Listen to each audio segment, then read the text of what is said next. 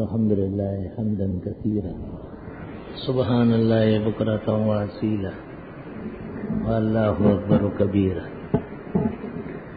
أشهد أن لا إله إلا الله وحده لا شريك له وأشهد أن سيدنا ومولانا محمدا أحمد عبده ورسوله أرسله الله تعالى إلى كافة الخلق بين يدي الساعة بشيرا ونذيرا وداعيا إلى الله بإذنه وسراجا منيرا واللهم صل وسلم على عبدك ورسولك نبيك نبي الرحمة ونبي التوبة ونبي الملهم ونبي المرحمة وعلى آله وأصحابه وبارك وسلم عليه. أما بعد فأعوذ بالله من الشيطان الرجيم. بسم الله الرحمن الرحيم. وأتم الحج والعمرة لله. وقال الله تعالى لن ينال الله لحومها ولا دماؤها ولكن يناله التقوى منكم. وقال النبي صلى الله عليه وسلم لما سئل عن التضحية ما هي قال هي سنة أبيكم إبراهيم ولكم على كل شعرة منها وعلى كل قطرة دم منها حسنة أو كما قال.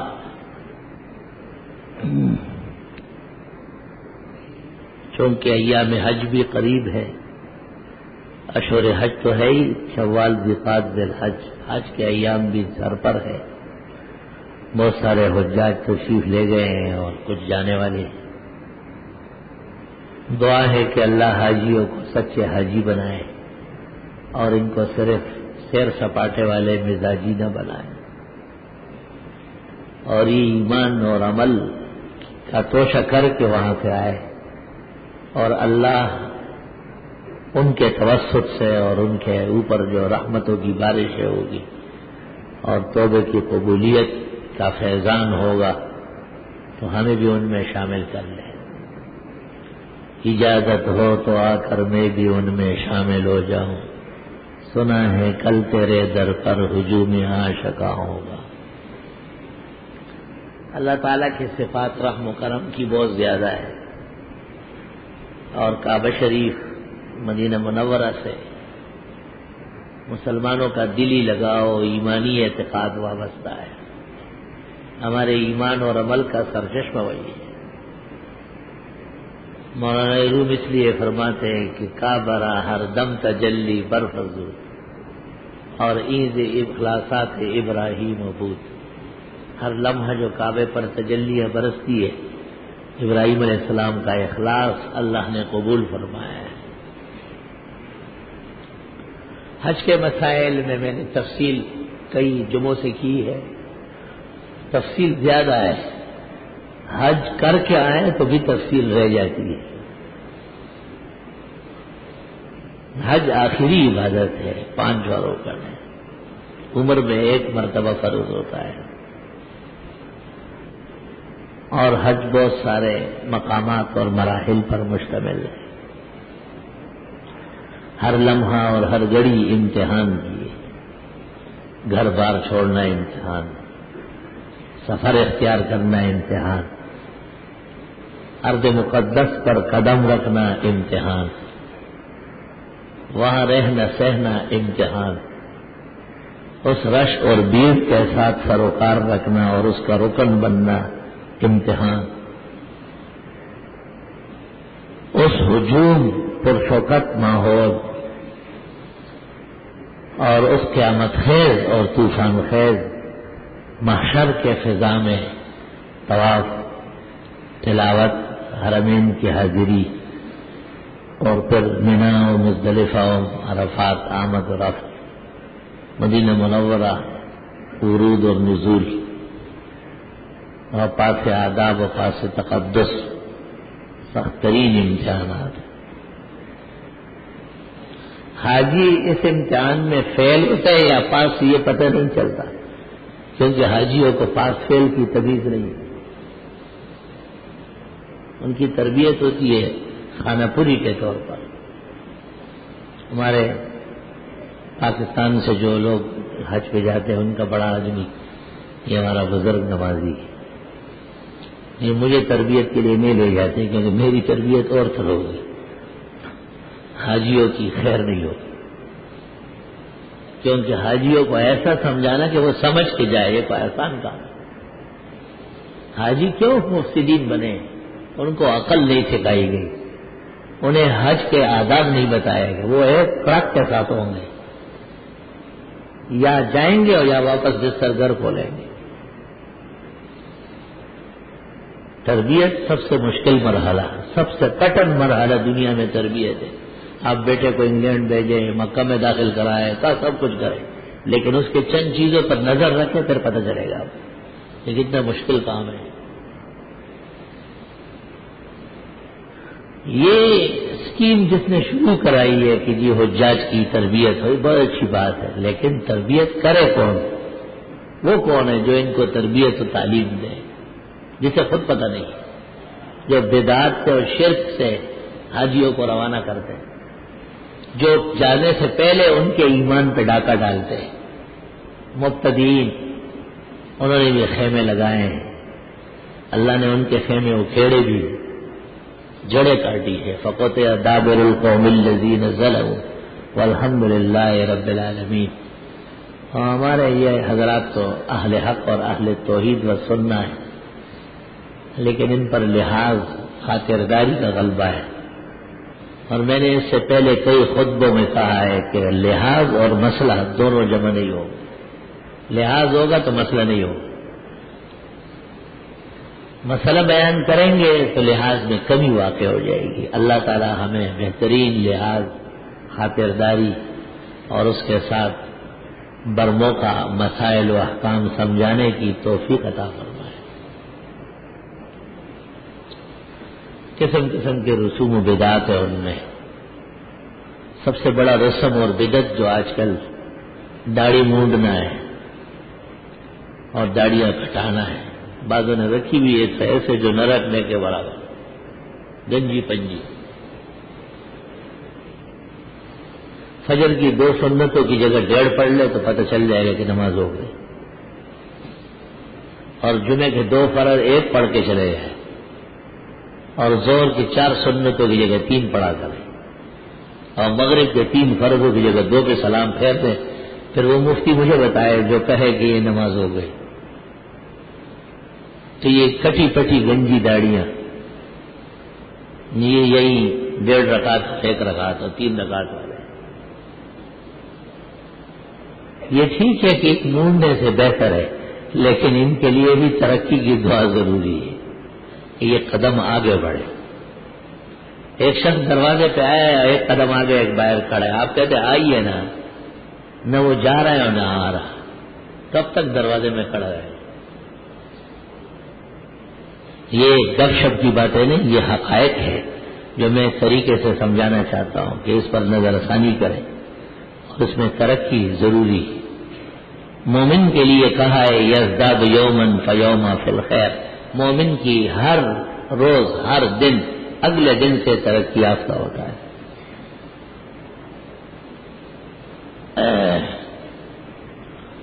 اور جب ان میں خود جنگ گرج آئے گی اور داڑیوں کا جذبہ ہوگا تو پھر اور مسائل کا بھی خیال ہوگا، لوگوں کے حقوق بھی ادا کریں، لوگوں کے قرضے بھی چکا دیں۔ حج پر جاتے ہیں اور پرایا پیسہ روکا ہوا ہے، یہ کیسا حج ہے؟ وہ ادا کر کے جائے۔ اور بعض ایجنٹ ایسے ہیں لوگ حاجیوں کے پیسے مار دیے، کم پیسوں میں بیچ رہے ہیں اور زیادہ پیسے لے لیے، اور تو یہ اندازہ نہیں کہ وہ ہر قدم پر روئیں گے، دکھ پہنچے گا انہیں۔ آپ کے لیے یہ اچھی بات ہے کہ کعبہ پر نظر ڈالتے ہی کہے خدا ایسے جنٹ کو تو غرق کر دے۔ دکھا ہوا آدمی تو کہہ سکتا ہے لا يحب اللہ الجہر بالسوء الا من ظلم، اللہ فرماتے ہیں جن کے ساتھ ظلم ہوا ہے بد دعا تو کر سکتا ہے،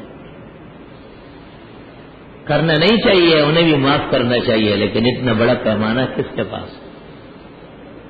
حج پر بھیجنے والے حضرات حاجیوں کی دعائیں لیں، معاملات صاف رکھیں، اور اگر مقصد اس بھیجنے کا صرف تجارت ہو تو خسرت دنیا والا آخرت، اس سے بڑی تباہی نہیں ہو سکتی۔ بے شک مشقت ہے، آسان کام نہیں ہے. اتنے لوگوں پہ اکٹھے کرنا، ان کو روانہ کرنا، ان کے لیے انتظام کرنا حق بنتا ہے، عوض خدمت کا حق بنتا ہے، مگر حدود اور آداب، حدود شرع میں اور آداب شرافت کے ساتھ جو آپ کا حق بنتا ہے وہ وصول کر لیں. اور حاجیوں کو روانہ کرنے سے پہلے ان کو کہے یہ آپ کی رقم تھی، یہ منظوری تھی، یہ ہمارا فیس تھا، یہ آپ کے اخراجات ہیں، اور مجھے اللہ کے لیے معاف کرو اور میں تمہیں معاف کر رہا ہوں. اور جو کوئی راضی نہ ہو اس کو کوئی واپس کہ آپ کے پیسے چل گھر اپنے.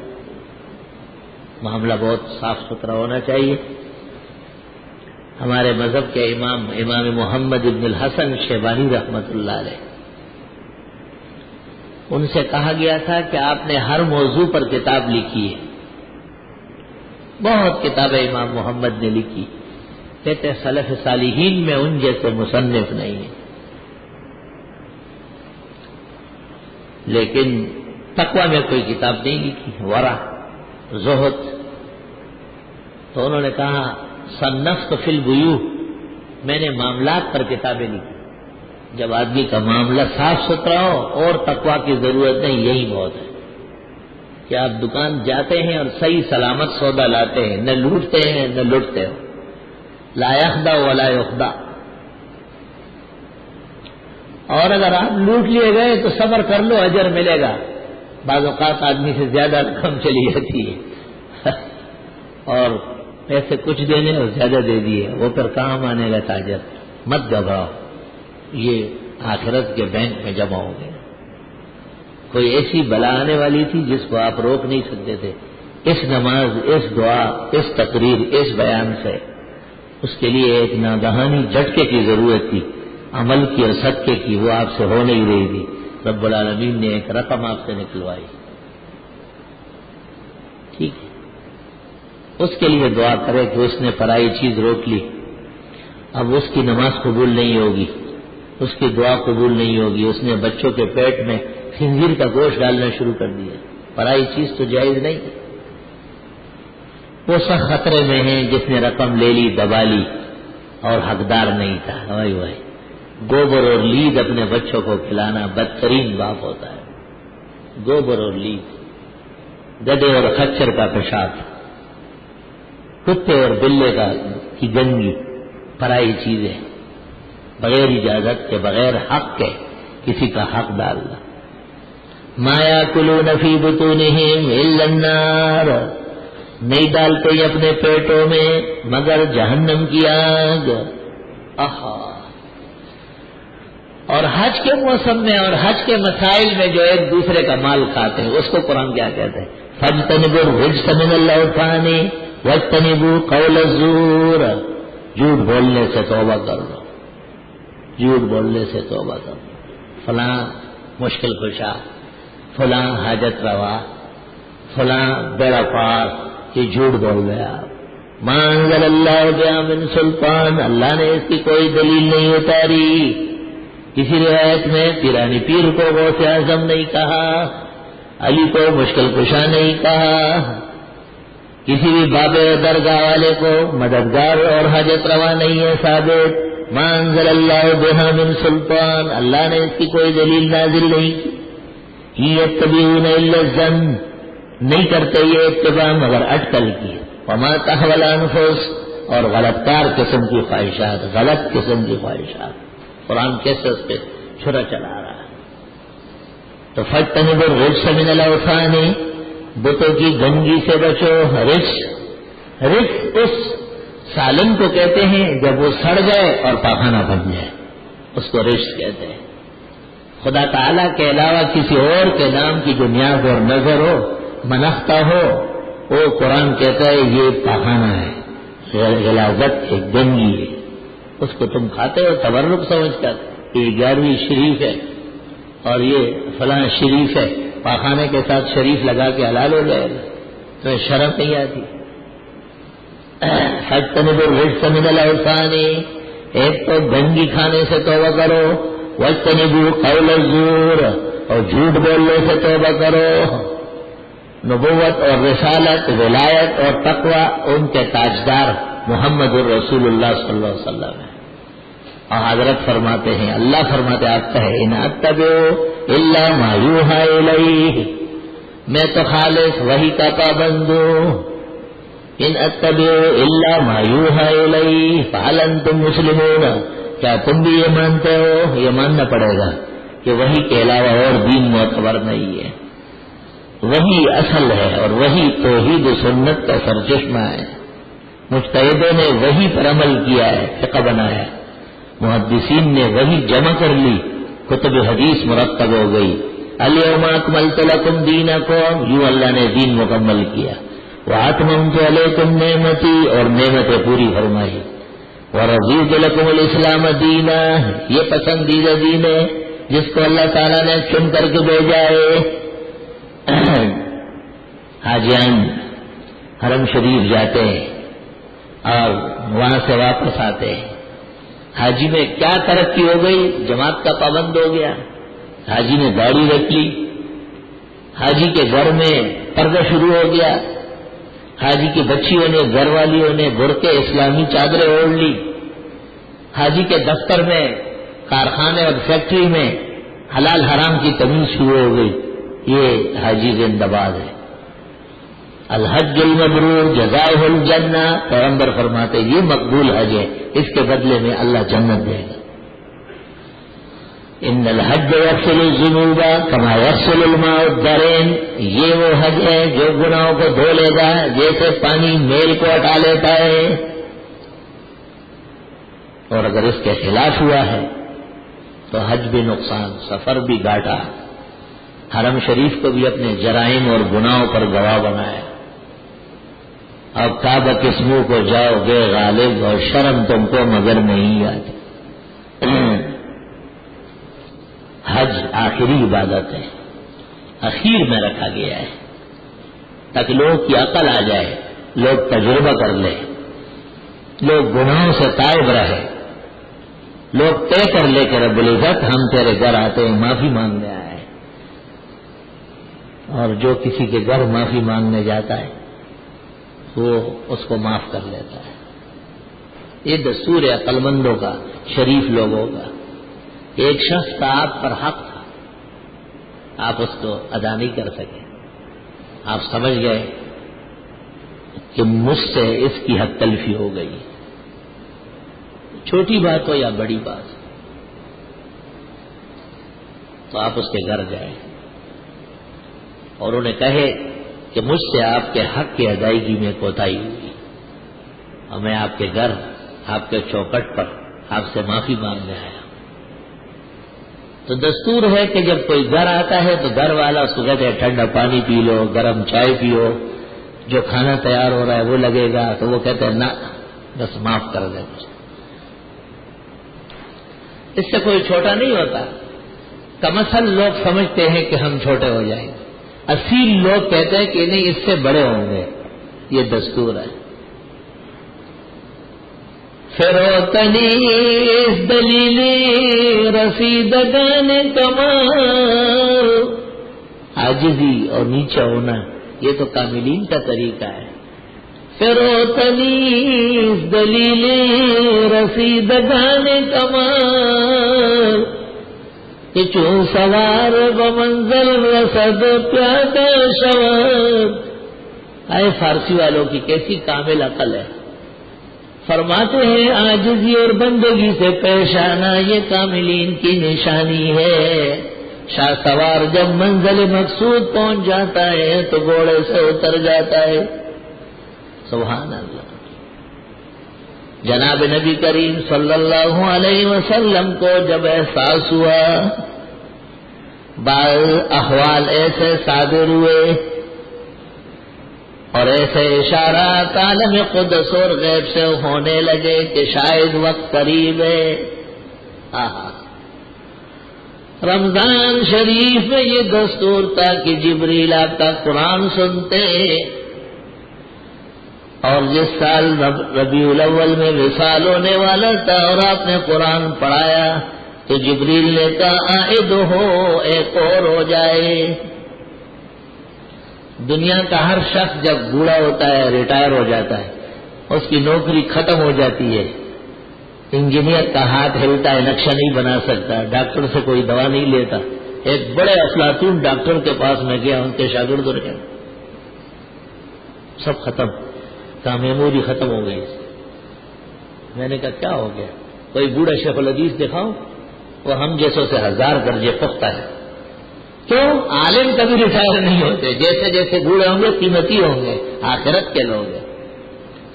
ہر سال حضرت سے جبریل ایک مرتبہ قرآن سنتا، لیکن وفات کے سال جبریل نے کہا ایک اور ہو جائے.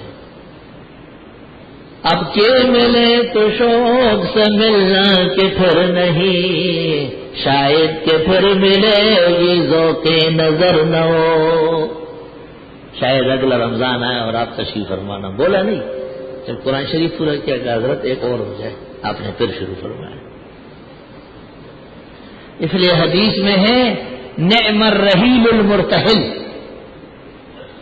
بہترین ہے وہ شخص جو سفر پھر شروع کرے.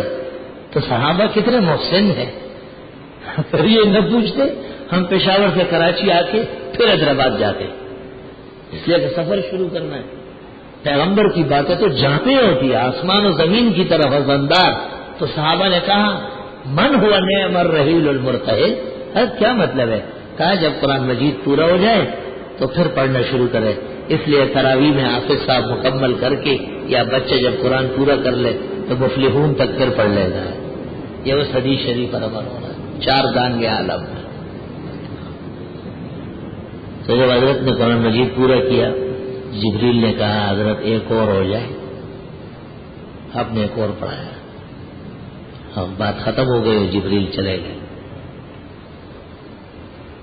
رمضان شریف کے بعد کسی دن آپ نے ام المومنین حضرت عائشہ بیمار تھی، حضرت گپ شپ لگا رہے تھے کہ اچھا ہے تو مر جائے، میں جنازہ پڑھا لوں گا، استغفار کر لوں گا، خود قبر میں اتار لوں گا، تیرے مزے ہوں گے. موت کے لیے کوئی تیار نہیں ہوتا. تو عائشہ نے کہا یہ بات نہیں ہے، بات یہ ہے کہ میں مر جاؤں گی، تو اگلی رات دولہا بن جائے گا، ایک نئی عورت لے آئے گی. عورت جب خاون سے محبت کرتی ہے تو وہ یہ تو نہیں چاہتی کہ کوئی اور آئے، اور وہاں تو بہت تھی. اور یہ خواتین کا فقہا لکھتے ہیں اچھی صفت ہے، شرکت غیر گوارا نہیں غیرت میری کو، غیر کی ہو کے رہے یا شب فرقت میں رہے. جب حضرت نے یہ بات سنی تھی ایک دم آپ نے فرمایا کہ نہیں عائشہ آپ کو پتہ نہیں ہے، اس سال میرا سفر آخرت ہے، میں نے جانا ہے. کا رنگ فق ہو گیا کہ شاید میری بات بہت ناگوار گزری اور معافیا مانگنے لگی. آپ نے فرمایا نہیں، ہم پیغمبروں کا ایک وقت ہوتا ہے دنیا میں، جب وہ پورا ہو جاتا ہے پھر ہمیں جانا ہوتا ہے. حضرت کے کالے بال، پوری داڑھی مبارک کالی، سر مبارک کے بال بالکل کالے، اور الشیخ الشاب بالکل جوان، صرف 19 کے قریب بال، 9 انفقہ میں اور 10 کہیں کنپٹیوں کے پاس. سفید ہوئے 19 بال کا تو پتہ بھی نہیں چلتا. قریب میں جو خادم بیٹھتا ہے انس، اس نے کہیں گنے، باقاعدہ گنے. فقہا کہتے اور محدثین کی 20 نہیں کہہ سکتے، 19 ہی کہو گے. روایت میں عدد آ چکا ہے اور عدد منصوص ہے، منصوص پر زیادت ناجائز. پھر 19 کے عدد کا فائدہ کیا ہے؟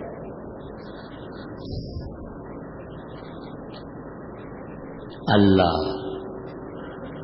اس وقت وفات النبی نہیں بیان کرنا ہے، وہ تو مثال میں واقعہ آ گیا.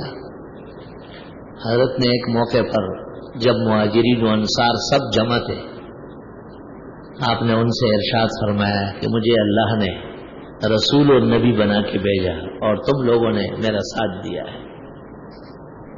آپ نے فرمایا تمہیں بڑی تکلیفیں پہنچی، تمہارے گھروں کے کئی لوگ مرے، ہجرت بھی کٹن تھی اور جہاد بھی بہت کٹن تھا. کئی گھر ایسے تھے جس میں کچھ لوگ باقی تھے، اکثر شہید ہوئے. آسان نہیں ہے صحابہ کا مقام. حقیقت سے سوچو گے تو پتہ چلے گا کہ صحابہ کون لوگ. کأن ربک لم یخلق لخشیتہ سواہ من الخلق انسانا، گویا کہ اللہ نے اپنے خوف و خشیت کے لیے ان بزرگوں کے علاوہ اور کسی انسان کو پیدا ہی نہیں کیا ہے، خشیت الہی ختم کی ان پر۔ سچی جماعت، سچے لوگ، سچ ہونا آسان نہیں ہے۔ کتنے چھوٹے چھوٹے امتحانوں میں ہم رہ جاتے ہیں، پیچھے ہٹ جاتے ہیں، پھر بھی ہم مسلمان رہتے ہیں۔ اور آپ نے صحابہ کو کیا کہا وہ بھی سن لو۔ آپ نے کہا اگر تم نے دین کے 10 حصوں پر عمل کیا اور ایک چھوٹ گیا لضللتم، بھٹک جاؤ گے۔ آخر زمانے میں لوگ آئیں گے 9 حصے ضائع ہوں گے، ایک باقی ہوگا اور مسلمان ہوں گے۔ 9 حصے ہوں گے، جہاں 9 حصے دین کے قائم ہوں وہاں ماسٹر صاحب جیسے آدمی صدر بنے گے۔ انتخاب ہوا نہیں، اسمبلی بنی نہیں ہو، وہ بن چکا ہے صدر، حلف بھی اٹھا لیا گیا ہے۔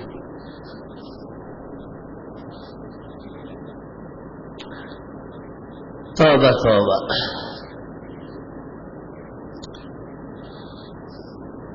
اللہ تعالیٰ اس ملک اور ملک والوں کے ساتھ احسان فرمائے۔ جناب نبی کریم صلی اللہ علیہ وسلم نے مہاجرین کی ہجرت کا شکریہ ادا کیا اور انہیں تسلی دی کہ میں بھی تو مہاجر ہوں، لولا الہجرہ لکنت رجلا من الانصار۔ آپ نے ہجرت کی تو میں ساتھ آیا ہوں، اور انصار کو تسلی دی کہ یہیں رہوں گا اور یہیں مروں گا اور یہیں دفن ہوں گا۔ مجال ہے کہ کعبے میں میری قبر بن جائے۔ اور جب فتح مکہ ہو گیا اور حجۃ الوداع ہوا اور جو حضرت واپس جانے کا اعلان کر رہے تھے انصار مدینہ کی خوشی دیکھنے کی، آداب کتنے غالب ہیں۔ مجال نہیں ہے کہ کوئی آپ کو عہد یاد دلائے، نبی بھولتے نہیں ایسے معاملات۔ اب وہ پتہ اس طرح چلا کہ جب آپ نے مکہ مکرمہ کعبہ شریف کے سامنے کھڑے ہو کر ظہر کی نماز پڑھانے لگے تو آپ نے کہا اتموا صلاتکم انا سفرا، تم لوگ 4 پڑھ لو میں 2 پڑھاؤں، میں مسافر ہوں۔ تو انصار نے صفوں میں ایک دوسرے کو کہا کہ کام ہو گیا۔ سفر اس لیے کہ حضرت جا رہے ہیں، اگر مستقل نیت ہوتی تو بس پھر تو اقامہ ہے۔ ایک شخص صف میں آگے کھڑا ہوا، کیفا وقت ولدت بمکہ، کیوں مسافر ہو؟ یہی تو پیدا ہوئے تھے، اپنے گھر آئے ہو، اپنے وطن آئے ہو۔ آپ نے بخاری شریف میں فرمایا ان ترک لنا عقیل منزلہ، عقیل ابن ابی طالب نے ہماری ہجرت کے غصے میں ہمارے مکانات پہ قبضہ کر کے بیچ ڈالا ہے۔ اللہ یہ دکھ اور درد بھی نبی کو دکھاتا ہے کہ کعبہ اور مکہ فتح کر کے آئے لیکن اپنا گھر نہیں ہے وہاں۔ علماء نے اس سے استدلال کیا ہے کہ ایک بادشاہ پورے ملک کا مالک نہیں ہے، ایک فاتح پورے پاکستان کا مالک نہیں ہے، مالک اور لوگ ہوں گے۔ ہاں اس کا تصرف ہوگا، اختیارات ہے، وہ اپنی جگہ ہے۔ حضرت فرما رہے ہیں کہ مکہ میں میری کوئی جائیداد کوئی گھر نہیں، اس لیے مسافر ہوں۔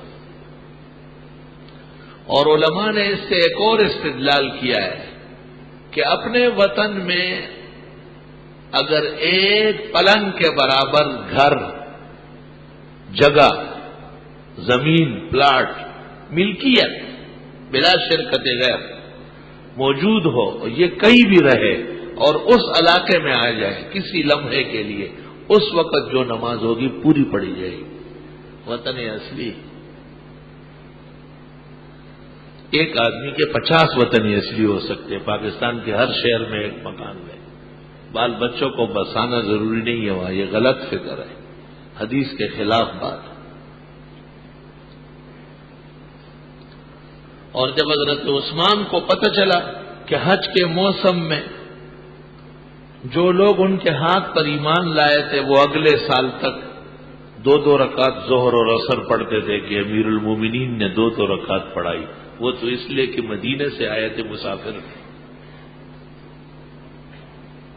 اور تو عثمان نے صحابہ سے مشورہ کیا کہ یہ کیا ہو گیا، یہ لوگ تو اپنے گھروں میں جا کر کے بھی ظہر و عصر دو پڑھتے ہیں. کہاں صلینا خلف امیر المومنین، عثمان کے پیچھے ہم نے دو پڑھی، دو ہی ہے. تو صحابہ اور حضرت عثمان نے مل کر یہ فیصلہ کیا کہ امیر المومنین مکانات خریدے، منا میں، مزدلفہ میں، عرفات میں مکانات بنوائے، اور جب آدمی اپنے گھر پر آتا ہو تو پوری پڑے. لہذا حضرت عثمان پھر بقیہ حج کے موسم میں ظہر و عصر عرفات کے اندر مکمل پڑھا دے، کیونکہ تأہل وہاں پر وہ وطن اصلی کے ساتھ عیالدار ہو گئے. حضرت صلی اللہ علیہ وسلم نے سب صحابہ کا شکریہ ادا کیا.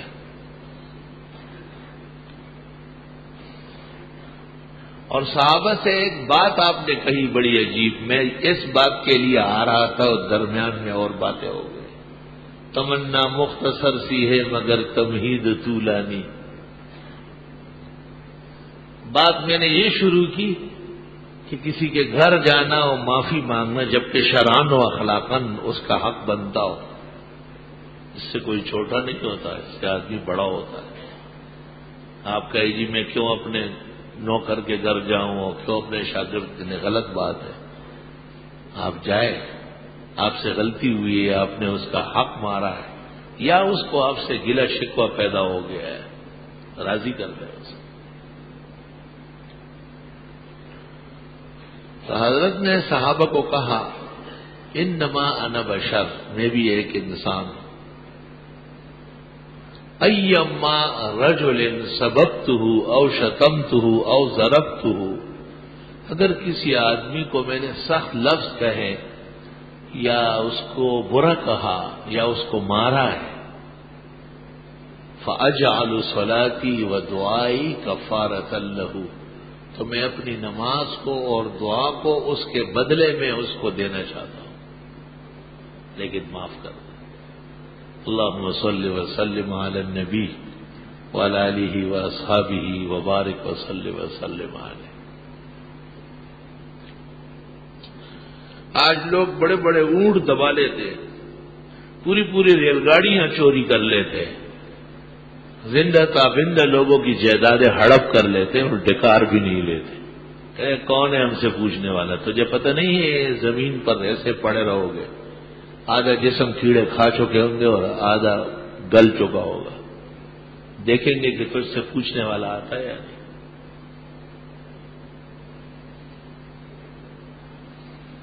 وہ ایک شخص سے میں ملا، اس کو حکومت پاکستان نے ہزاروں ایکڑ زمین دی ہے. ظاہر ہے حکومت جس کو زمین دے گی تو وہ حکومت کا آدمی ہوگا. میں نے اس سے پوچھا کہ قبر کی جگہ کہاں بنائے گی، وہ کتنے ایکڑ میں بنے گی؟ یہ گھر تو 40 سال یا 50 زیادہ 60-65 سال ہے، لیکن قبر کا گھر وہ قیامت تک ہے. اس کی فکر ضروری ہے. اور حدیث میں ہے کہ تم وضو صحیح طرح کرو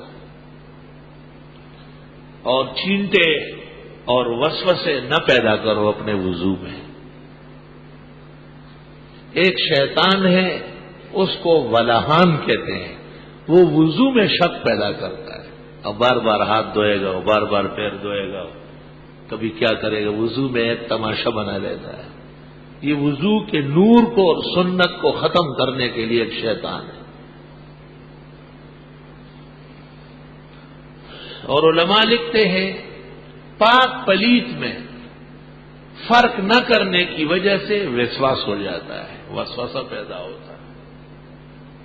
پاک پلیت میں فرق نہ کرنا. جہاں وضو کر رہے وضو کی جگہ ہے، دیکھ تو لیں.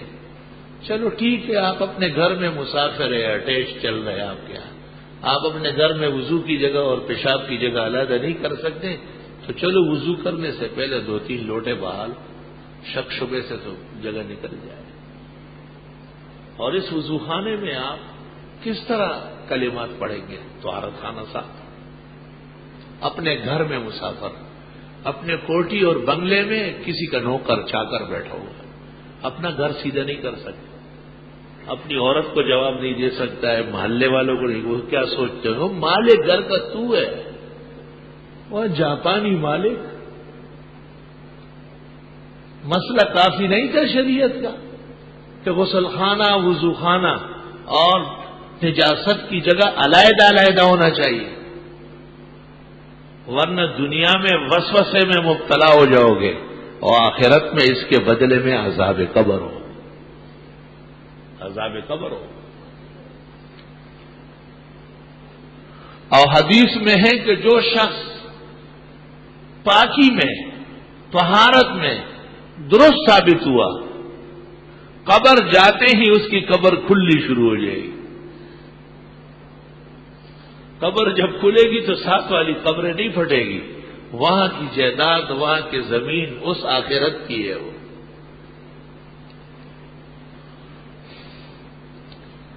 دنیا کی قبر تو اس کا صرف نمونہ ہے اور نشان ہے، اصل قبر تو اندر ہے جہاں میت کے ساتھ آخرت کے معاملات شروع ہو گئے۔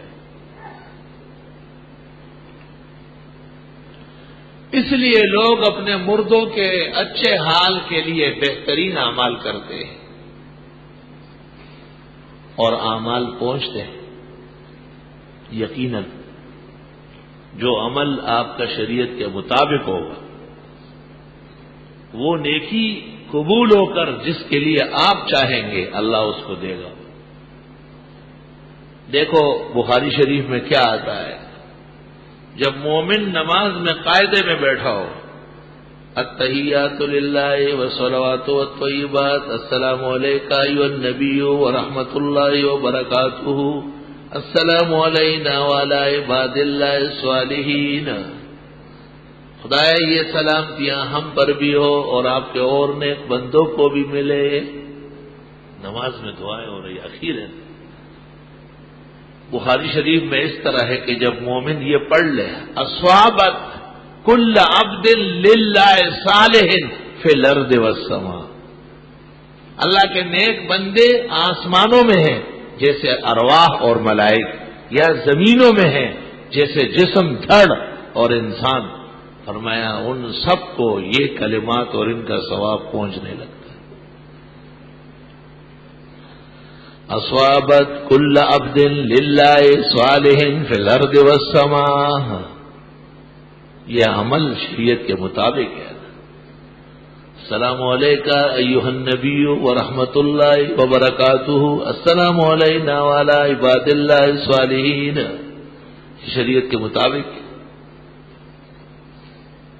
آگے درود شریف ہے، دعائیں ہیں شریعت کے مطابق ہے، یہ پہنچ رہی ہے۔ اب آپ اس کو شریعت سے ہٹا دیں اور کھڑے ہو کر صلی اللہ علیہ وسلم پڑھیں، شریعت سے ہٹ گئی ہے، اب بدعت بن گئی ہے، اب پڑھنے والے پہ لعنت شروع ہو جائے گی۔ جب عمل مسترد ہو گیا تو ثواب تجھے نہیں ملتا تو پہنچے گا کہاں؟ اس لیے بدعتیوں کے تمام اعمال چھٹ بے خیر اور بے نتیجہ اور بے برکت۔ ہاتھ اٹھائے ہیں مگر لب پر دعا کوئی نہیں، کی عبادت بھی تو وہ جس کی جزا کوئی نہیں۔ عمل جب قبول ہو جاتا ہے تو وہ پھیلتا ہے۔ ابراہیم علیہ السلام نے اپنے بیٹے کو اللہ کے حکم کے مطابق قربانی کے لیے پیش کیا، اور جب چھرا پھیرا حکم آیا کہ ہاں خبردار چھرے کو کام نہیں کرنا ہے۔ فَذَبَحْنَاهُ بِذَبْحٍ عَظِيمٍ، اللہ فرماتے اس کے بدلے میں ہم نے ایک بہترین قسم کا مینڈا ان کو بھیجا، وَفَدَيْنَاهُ بِذَبْحٍ عَظِيمٍ، جنتی مینڈا آ گیا، بکرے، گائے، بھینس سے اونٹ سب حلال ہو گئے اور قربان ہو رہا ہے۔ ابراہیم علیہ السلام جناب نبی کریم صلی اللہ علیہ وسلم سے تقریباً 2000 سال پہلے، اس وقت سے جتنے انبیاء آئے سب کو کہا گیا ہے کہ یہ قربانی تم بھی کرنا ہے، اور ہمارے پیغمبر جب مبعوث ہوئے تو آپ نے بھی وہ قربانی فرمائی، ہر سال مینڈے اور بکرے، ہر سال مینڈے اور بکرے۔ اور جب آخری سال آیا حجۃ الوداع تو آپ نے حضرت علی کو یمن بھیجا اور وہ یمن سے 100 اونٹ آپ کے لیے لے کے آئے. 136 اونٹ لائے. 36 آپ نے علی کو کہا اپنے لیے کر لو، لوگوں میں بانٹو، اور 100 آپ نے کہا میں خود کروں. اور 63 اونٹ آپ نے اپنے ہاتھ سے خود نہر کیے. صحابہ ان کے گھٹنے باندھتے تھے، ایک کا گھٹنا آپ نے باندھا اور نہر کیا اور اس سے گفتگو کی کہ دنیا کی زندگی فانی ہے، غمگین نہ ہو، آخرت کے اندر آپ اٹھیں گے اور وہ زندگی ملے گی آپ کو. صحابہ حیران ہو گئے کہ اس شان سے. اب جب دوسرے اور تیسرے اونٹ کا نمبر آیا تو جہاں آپ تشریف فرماتے وہ وہاں آنے لگا. آپ نے صحابہ کو اشارہ کیا کہ یہ گھٹنے تم لوگ باندھو. گھٹنا باندھا جاتا ہے اور پھر کھڑے کھڑے نہر کیا جاتا ہے. 63 اونٹ آپ نے اپنے ہاتھ مبارک سے خود نہر کیے اور بقیہ حضرت علی اور دوسرے صحابہ کے سپرد کیے. گھر کے لوگ ہیں، یہ آپ لوگ پورے کر لیں. 100 اونٹ ایک لمحے میں. شان جناب رسول اللہ صلی اللہ علیہ وسلم کی کتنی زبردست ہے. بعض ناماندہ لوگ سمجھتے ہیں اتنا گوشت ضائع ہو جاتا ہے، اتنا نقصان ہو جاتا ہے، وہ بہت فائدہ ہو جاتا ہے. سال ہر سال لوگ جانور پالتے ہیں، سال ہر سال لوگ ان کے لیے گھاس اگاتے ہیں، بیج ڈالتے ہیں، فصلیں لگاتے ہیں، رسیاں بنواتے ہیں. ایک گائے اور ایک بیل اور بکری کے لیے قربانی کے دنوں میں کیا چاہیے؟ وہ سب سال بھر کی تیاری ہوئی. کروڑوں انسان روزگار میں لگ گئے. صلی اللہ علیہ وسلم آپ کی بہترین قربانی ہو. بکرا منڈی اور گایوں کی منڈی آپ دیکھیں، کیا کیا چیزیں جانوروں کے لیے یہ اس دن بنی ہے کیا؟ ہر ایک مرحلے کا اندازہ لگاؤ. کروڑوں درود و سلام ہو محمد عربی صلی اللہ علیہ وسلم پر، ان کی آل و اولاد و اصحاب پر.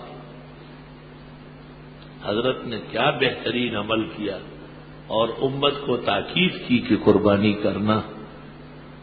قربانی ہر وہ شخص پر واجب ہے جو صاحب مال ہو، نصاب بر اس کے پاس موجود ہو، جس پر فطرہ آتا ہے اور جس پر زکوٰۃ آتی ہے وہی نصاب ہے. بلکہ اس میں توسع ہے، زیادہ مکانات ہے، زیادہ کپڑے ہیں، گھریلو چیزیں بہت ہیں. فقہاء نے لکھا ہے ضرورت سے زیادہ کتابیں ہیں کسی کے پاس تو بھی قربانی کرنی چاہیے. قربانی میں توسع ہے. شریعت چاہتی ہے کہ زیادہ سے زیادہ قربانیاں، ہر جگہ گائے اور بیل، ہر جگہ بکرے اور مینڈے. یاد اسماعیل میں، سنت ابراہیمی میں اور سنت محمد صلی اللہ علیہ وسلم ایسی قبول ہوئی ہے کہ پوری قیامت تک پورے جہان کے اندر آپ کی مقبول اور محمود قربانیوں کے سلاسل جاری ہے. پھر یہ کتنی عجیب بات ہے کہ سب سے زیادہ بکرے کٹتے تو ان کے ریوڑ، گائے کٹتی ہے ان کے ریوڑ، اور گدھے اور خچر اور اونٹ نہیں کٹتے تو ان کا وجود عنقا ہے، نہ ہونے کے برابر. پتہ چلتا ہے کہ قربانی سے افزائش ہے، اس سے نسلوں کی بڑھتی ہے، زیادت ہے، اور یہ تکوین کا مسئلہ ہے. اللہ جل جلالہ کی شان ہے.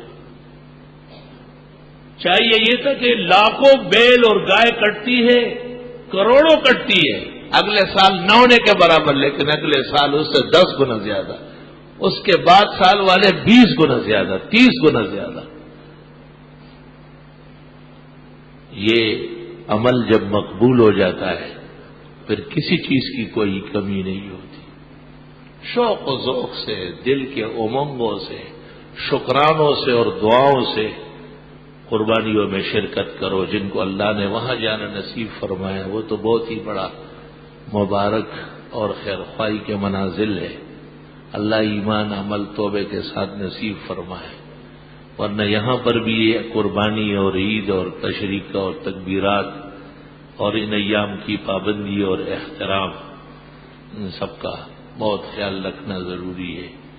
اللہ تعالیٰ کل عالم کے مسلمانوں کو حسین اعمال کی توفیق دے۔ وآخر دعوانا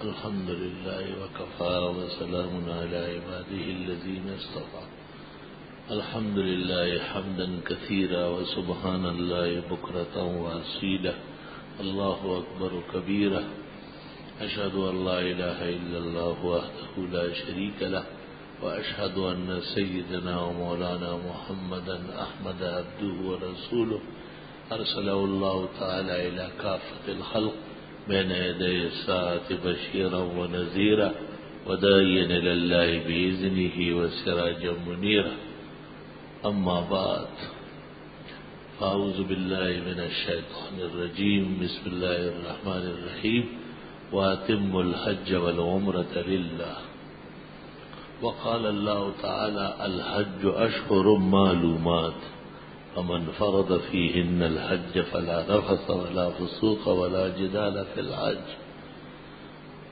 وقال الله تعالى ولله على الناس حج البيت من استطاع إليه سبيلا ومن دخله كان آمنا وقال النبي صلى الله عليه وسلم الحج المبرور جزاؤه الجنة وقال صلى الله عليه وسلم إن الحج يغسل الذنوب كما يغسل الماء الدرن وقال صلى الله عليه وسلم أفضل الحج هو العج والثج العج هو رفع الصوت بالتكبير والتلبية والثج هو كثرة الأداء بارك الله لنا ولكم في القرآن العظيم ونفعنا وإياكم بالآيات والذكر الحكيم إنه تعالى جواد قديم كريم ملك بر ورب رؤوف رحيم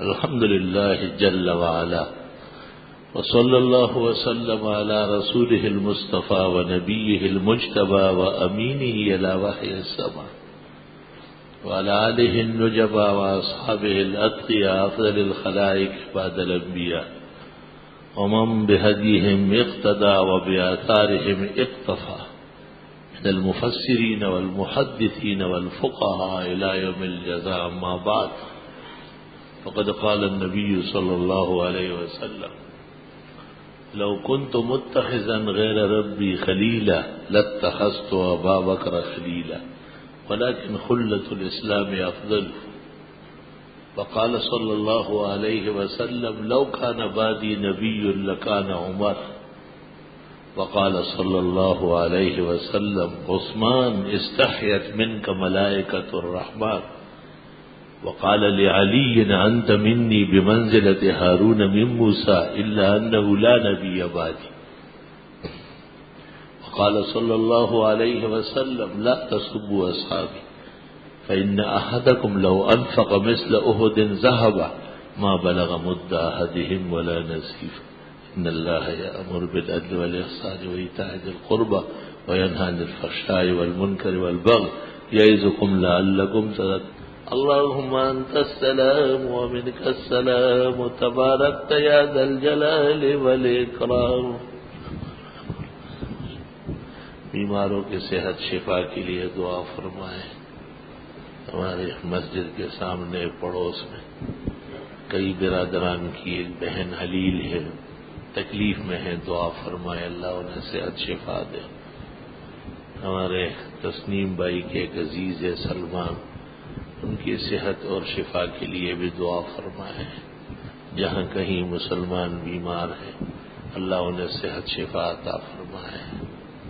ہمارے ایک مخلص بھائی ہے قاسم شاہ، ان کے بہت سارے مسائل ہے، دعا فرمائے اللہ ان کی مدد فرمائے۔ ہمارے طارق بھائی ہے الیکٹرانک، ان کے مسائل ہے اللہ ان کی امداد فرمائے۔ ایسے کئی احباب ہیں جو وقتاً فوقتاً ان کے دکھ درد سے ہم آگاہ ہیں. اللہ اپنے خزائن رحمت و احسان سے ان کی مدد فرمائے، ان کی بیماریاں صحت میں بدلے، ان کے کاروبار کے گھٹن ہمیشہ کے خزائن رحمت میں تبدیل فرمائے. جن امور سے گرفت ہے اللہ انہیں معاف فرمائے، اور جن امور سے اللہ کی رضا و خوشنودی نصیب ہوتی ہے وہ نصیب فرمائے. کونین کی سعادت سرخروئی اللہ ہم سب کو نصیب فرمائے. وصلی اللہ تعالی علی خیر خلقہ محمد وآلہ واصحابہ اجمعین برحمتک یا رب.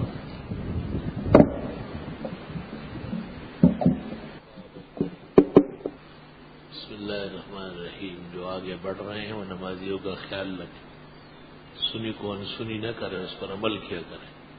اعلان کے باوجود بعض لوگ نمازیوں کے آگے گزرتے ہیں.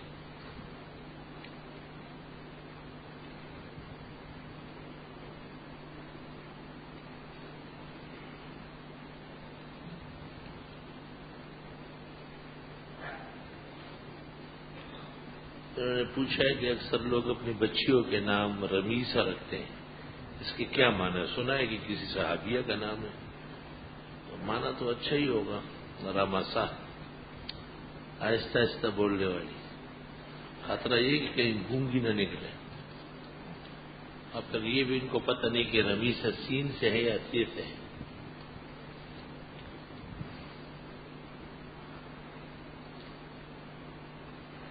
حضرت معاویہ کی ذات پر زیادہ کیوں ہوتے ہیں؟ حضرت معاویہ رضی اللہ عنہ کا بیٹا یزید چونکہ نامناسب ثابت ہوا ہے، وہ یزید کان فاسق بلا ریب. حضرت بنوری معارف سنن شرح ترمذی جلد 7 میں لکھتے ہیں. اس لیے یزید کی وجہ سے، لیکن یہ بات ٹھیک نہیں ہے کیونکہ حضرت معاویہ صحابی ہے. وہ معاویہ کان مجتہدن فی نوبتی. ابن عباس کہتے دعہ فإنہ صحابی، رہنے دو، معاوی صحابی ہے اور صحابہ پر طعن جائز نہیں ہے.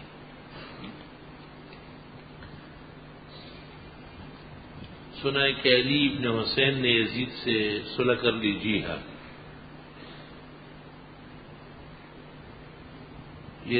حجاج ابن یوسف، یزید اور حجاج کافر کیوں نہیں جبکہ انہوں نے صحابہ کو شہید کیا؟ کافر علماء نے نہیں کہا ہے. قتل تو کفر نہیں ہے، قاتل تو کافر نہیں ہوتا. اور پھر یہ قاتل ہے یا عامر ظالم ہے یہ بھی بحث ہے. خطبے میں فاطمہ کا نام آتا ہے کہ جنرل کی سردار ہے، آپ کی دوسری بیٹیوں کا نام کیوں نہیں ہے؟ یہ جو تیرا سوال ہے، اگر اس سوال پر تو رہا تو دنیا سے کافر مرتد گزرے گا، کیونکہ یہ تو پیغمبر کی حدیث ہے کہ فاطمہ تو سیدۃ النساء اہل الجنہ. تو یہ اپنے نبی پہ اعتراض کرتے ہو. فاطمہ جنت کی عورتوں کی سردار ہے اور بیٹیاں سردار نہیں ہیں. یہ کیا بات ہوئی؟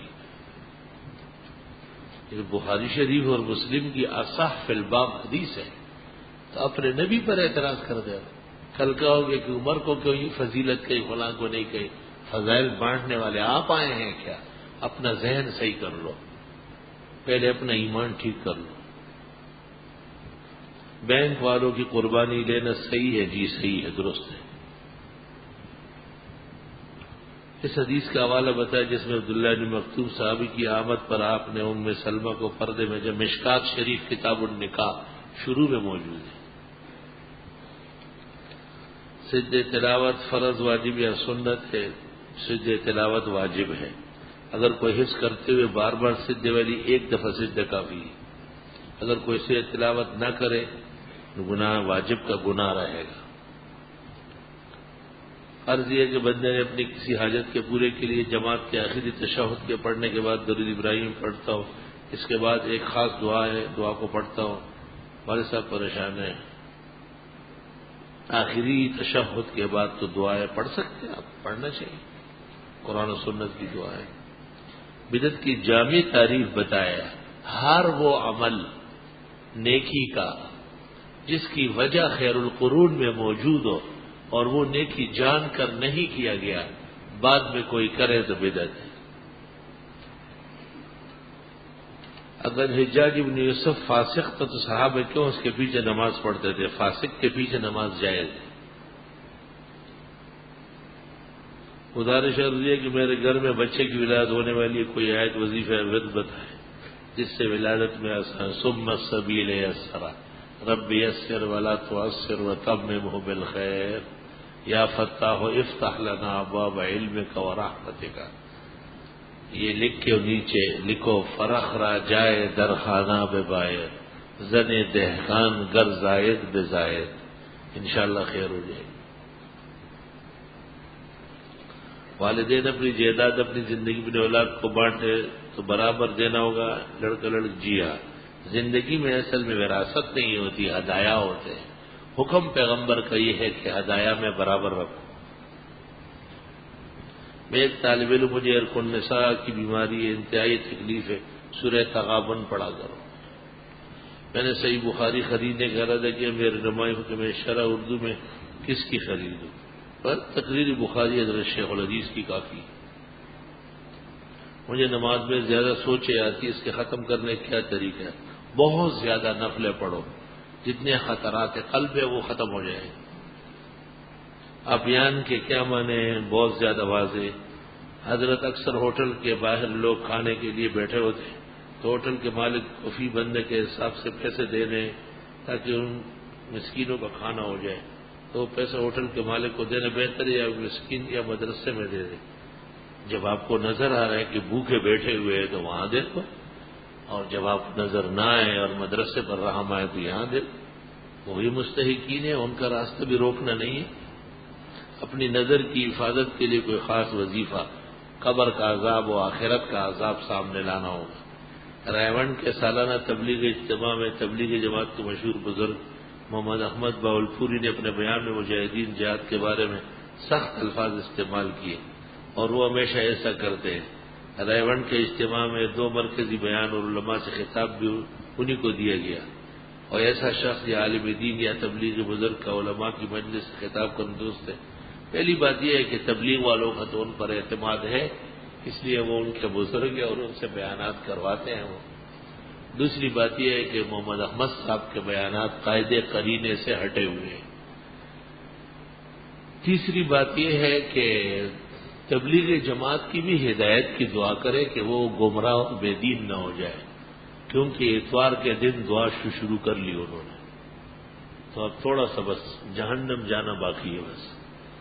اس لیے وہ بھی کوئی نبی کی جماعت نہیں ہے، 15ویں صدی کے پیداوار ہے. روز روز ان کے نئی نئی رائے قائم ہوتی ہے. ریٹائرڈ فوجی سب اس میں گھسے ہوئے، بڑی داڑیاں رکھ کے. اتوار کے دن دعا جب سے میں نے ہوش سنبھالا ہے میں نے نہیں سنا.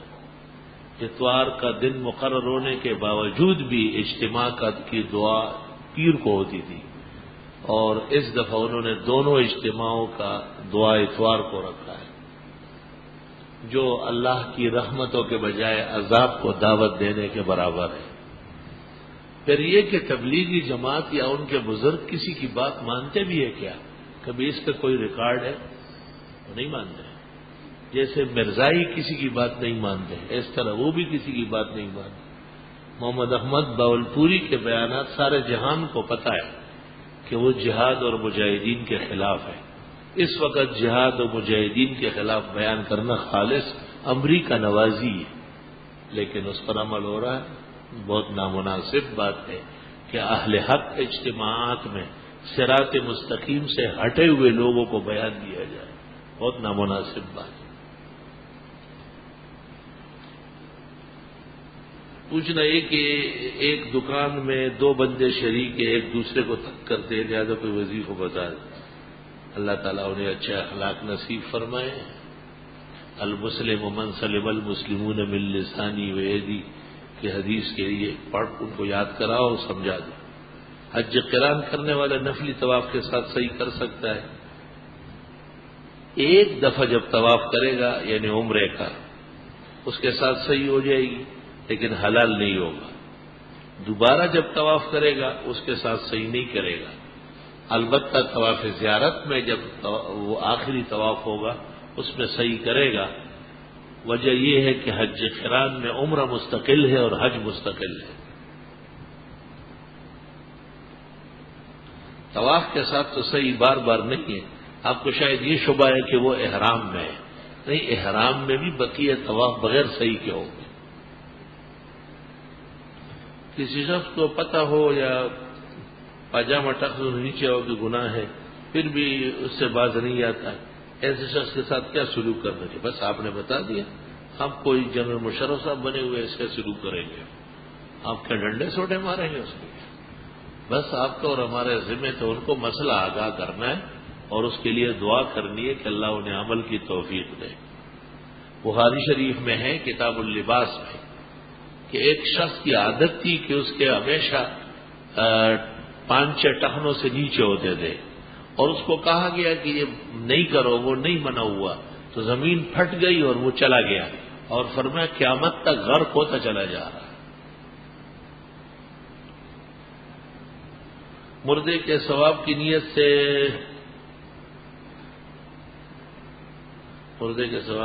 سے اس کے پیچھے پتہ نہیں کھانا پکا کر بانٹنا ہے بہتر ہے، اس کی جگہ غریب مسکینوں کو پیسے دے دیں، یہ آپ فیصلہ کریں. دونوں خیرات ہیں. آپ کی عمر دراز و صحت کامل نصیب فرمائے. نبی کے بارے میں عقیدہ کہ آپ قبر میں دنیاوی زندگی کے طرح زندہ ہے، نماز پڑھتے ہیں کیا؟ یہ درست حدیث شریف کا مضمون ہے. قبر کی زندگی تو آخرت کی زندگی ہے، اور قبر آخرت کے مراحل میں سے پہلا مرحلہ ہے، لیکن چونکہ وہ زندگی بہت کامل ہے جو نبی کو ملی ہے، اس لیے اس کو دنیاوی زندگی کہتے ہیں. بہتر یہ ہے کہ دنیا کی زندگی سے بہتر کہا جائے، کیونکہ قرآن میں ہے وَلَلْآخِرَةُ خَيْرٌ لَكَ مِنَ الْأُولَىٰ. آخرت آپ کے لیے دنیا سے بہت بہتر ہے. نماز کا وقت نکلا جا رہا ہو اور ماں بچے کو دودھ پلانے کے لیے نماز قضا کر سکتی، جبکہ بچہ بھوک سے رو رہا ہو، رونے سے نہیں، اگر بچہ مر رہا ہو، یہ اندیشہ ہے کہ بچہ فوت ہو جائے گا تو نماز قضا کرنا جائے. روتے رہتے بچہ تو رونے سے بڑا ہوتا ہے. اگر کسی عالم کی قبر پر پانی آنے کا خطرہ ہو تو اس کا میت ادھر سے منتقل کرنا جائز ہے. علماء اس کا فتویٰ تو نہیں دیتے، البتہ کوئی اپنے شوق ذوق سے کرے تو کرے. ایک شخص قربانی کرنا چاہتا ہے، وہ شخص جانور کی قیمت کی پوری رقم یا کچھ روپے کسی سے ادھار لیتا ہے اور اس سے یہ کہتے کہ ادھار لی ہوئی رقم میں قسط میں واپس کروں گا. کیا اس طرح قربانی جائز ہے؟ بالکل. جب واجب قربانی ہے اور ہاتھ میں پیسے نہیں ہے تو واجب قربانی کے لیے قرض لینا ضروری ہے. اپنے ضروریات کے لیے قرضے نہیں لیتا ہوگا. حضرت خضر کے بارے میں عقیدہ رکھنے کہ وہ زندہ ہے، درست بات بھی یہی ہے کہ وہ زندہ ہے. چلیے، خنسا نام کے کیا معنی ہے؟ چھپنے والی، پردہ کرنے والی. ایک شخص کے 2 بیٹے اور دونوں بیٹے اپنے روپے مشترک ڈال کر باپ کی طرف سے قربانی کرنے سے کیا شرن جائز؟ جی جائز.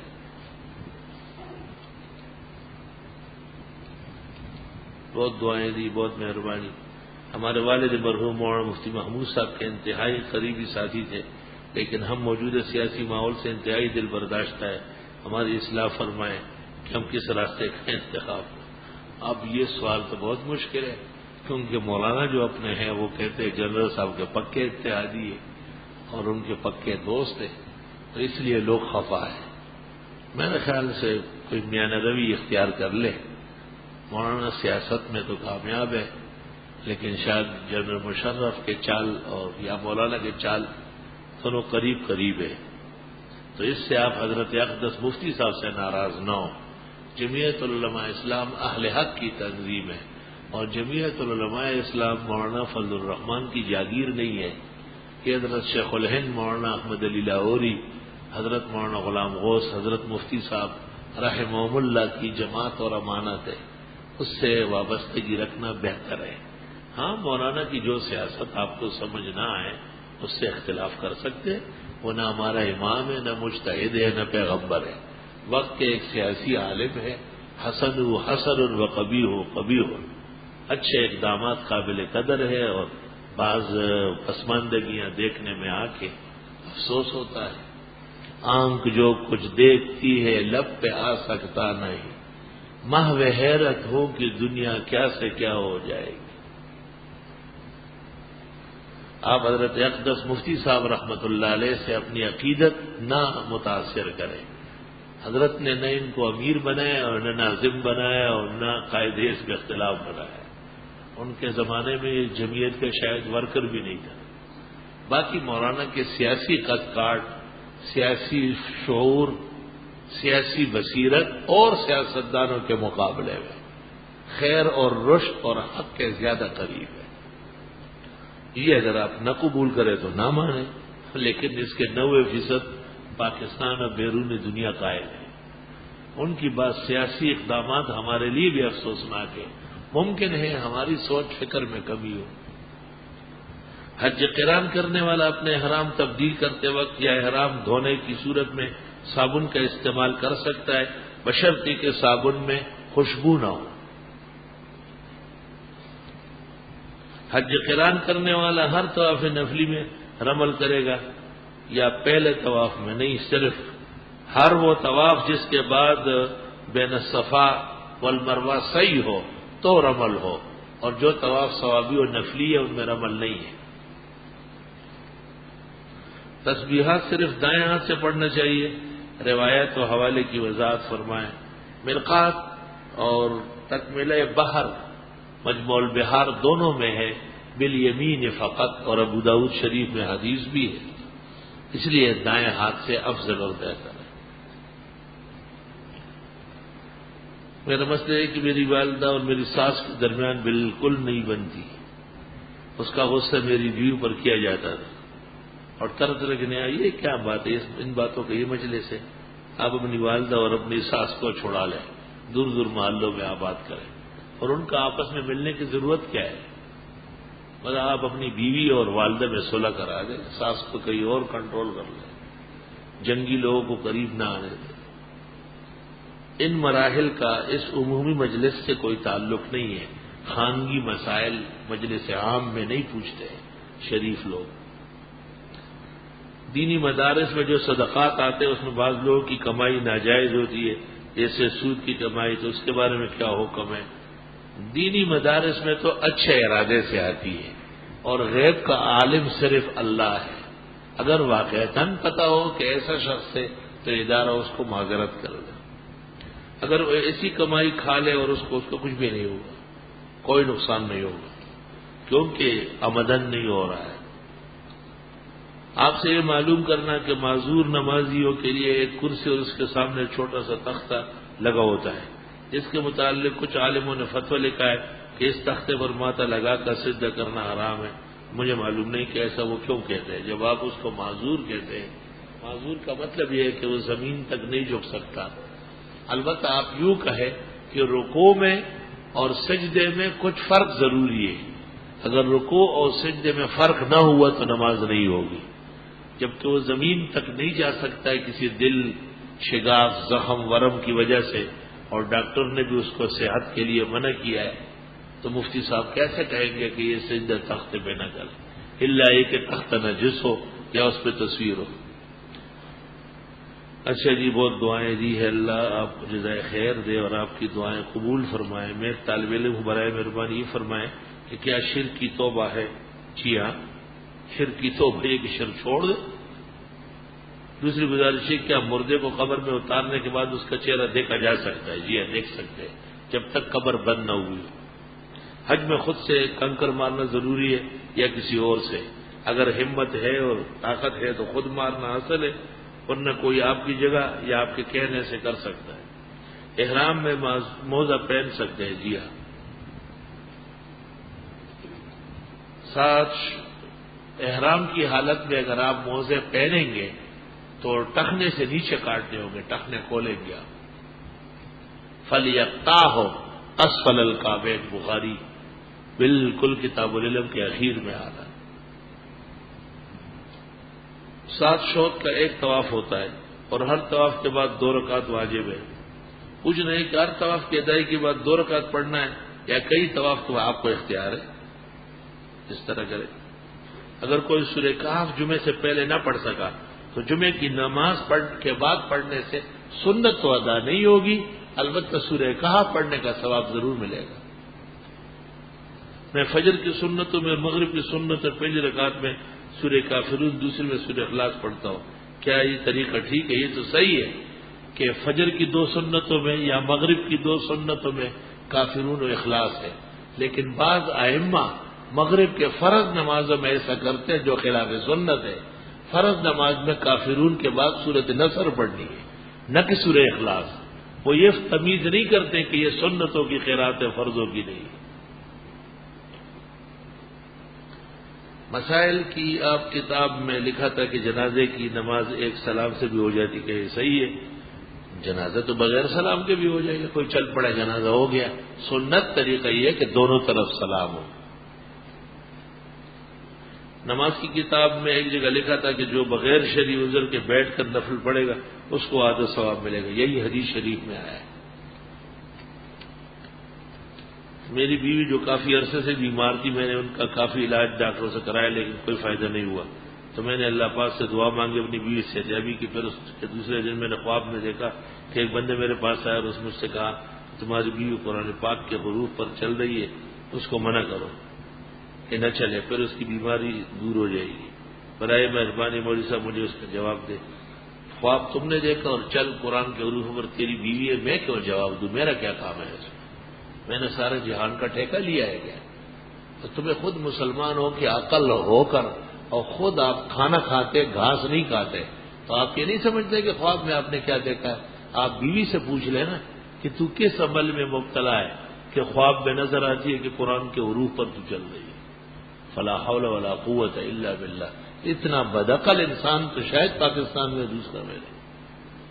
الحمدللہ رب العالمین. نستغفرک اللہم ونسألک السلام والعافیہ. لا الہ الا اللہ وحدہ لا شریک لہ لہ الملک ولہ الحمد وعلی کل شیء قدیر. بیماروں کو اللہ صحت شفا دے اور یہ پریشان حالوں کو اللہ پریشانی سے نکالے اور یہ بدعقلوں کو اللہ تعالیٰ عقل و شعور نصیب فرمائے اور مسلمانوں کو دینی سمجھ دے. اللہ ان کو عالم غیب کے اشارے سمجھنے کا سلیقہ دے. اپنے اور اپنے اہل خانہ کے اعمال پر نظر ثانی اور خیال رکھنے کی توفیق عطا فرمائے. جو مسلمان مرحومین ہیں اللہ تعالیٰ ان کی بخشش فرمائے. اور یہ تبلیغ میادین میں جو خلاف شرع بیانات ہونے لگے اللہ تعالیٰ اس کے زہر سے اور مفاسد سے امت کو محفوظ فرمائے. اور تبلیغ جو ہمارے بزرگوں کی یادگار عمل ہے اللہ جل جلالہ ان کو تباہ ہونے سے محفوظ فرمائے اور ان کے فوائد اور برکات اور ان کے ذریعے جو دین پھیل رہا ہے، نمازی بن رہا ہے، لوگ حرام سے بچتے ہیں، اللہ یہ افادیت 4 دانگے عالم میں عام فرمائے. نستغفرک اللہم ونسألک السلام والعافیہ سے ایسی لوگوں کے لیے بھی دعا فرمائیں کہ ان کا قبلہ درست ہو اور اللہ تعالیٰ ان کے اقدامات میں ملک و ملت کی فکر اور بصیرت پیدا فرمائیں اور نئے طرز اور نئی طرز زندگی اور طرز انتخاب اور صدارت جو سامنے آ رہی ہے اللہ تعالیٰ ملک کے لیے اور خاص کر اسلام کے لیے اس کو مفید بنائے. حرمین شریفین کی اللہ حفاظت فرمائے. حجاج کی صحیح و کوشش اور حج عمرہ طواف دعائیں قبول فرمائیں. استغفر اللہ. جمی بیماران کو رب العزت صحت و شفا عطا فرمائے. پریشان حال مسلمانوں کی اللہ تعالیٰ مدد فرمائے اور لا علاج بیماروں کو اللہ اپنے خزائن رحمت و شفا سے احسان اور فضل اور حفاظت کے ساتھ صحت توانائی عطا فرمائے. صلی اللہ تعالی علی خیر خلقہ محمد وآلہ واصحابہ اجمعین برحمتہ.